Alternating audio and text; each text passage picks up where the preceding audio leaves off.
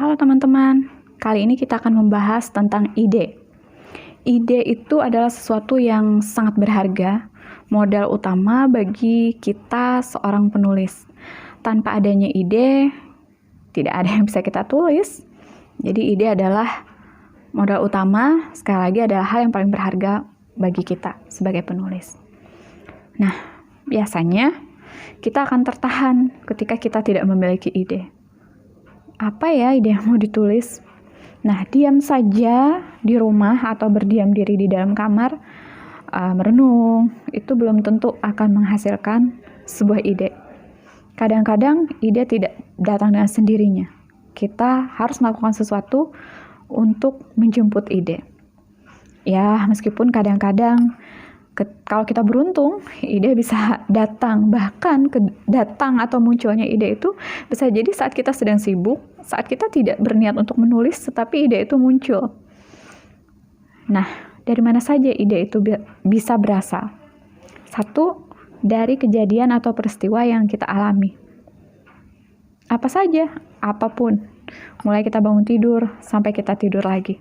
Semua kejadian yang kita alami, semua peristiwa yang kita alami, itu bisa menjadi ide tulisan kita.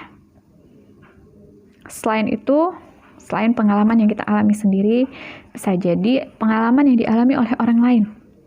Orang lain memiliki sebuah pengalaman, kemudian dia menceritakan kepada kita, dan itu bisa kita ambil menjadi sumber ide kita. Tentunya ada proses di situ. Ada kreativitas kita sebagai penulis dan ada imajinasi kita sebagai penulis.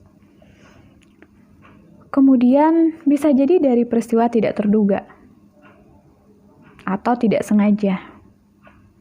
Kita naik angkot, duduk di angkot, kemudian mendengar orang sedang bercakap-cakap, ngobrol, atau kita melihat ada peristiwa yang terjadi di sekitar kita. Nah, itu bisa menjadi sumber ide kita.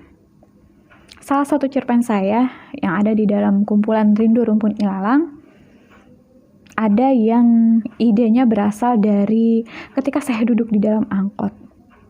Waktu itu masih musim angkot dan saya masih menjadikan angkot sebagai sarana transportasi saya. Dari situ saya mendapatkan satu ide cerpen. Pernah juga ketika saya sedang membeli makanan, membeli lauk, dan saya mendengar ibu-ibu penjual makanan itu sedang bercerita dengan teman di sebelahnya.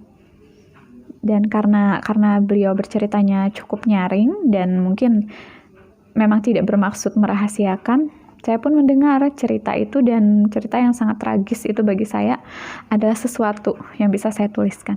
Itu juga ada di dalam salah satu cerpen saya di Rindu Rumpun Ilalang. Apalagi yang bisa dijadikan sumber ide tulisan kita? Impian kita, cita-cita kita, harapan-harapan kita, semua bisa kita jadikan bagian dari ide cerita kita.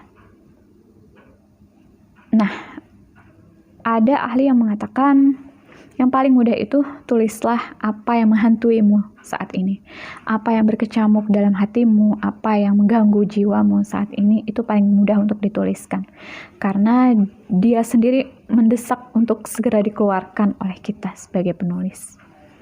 Coba saja. Nanti kabari saya ya kalau teman-teman sudah berhasil menuliskannya.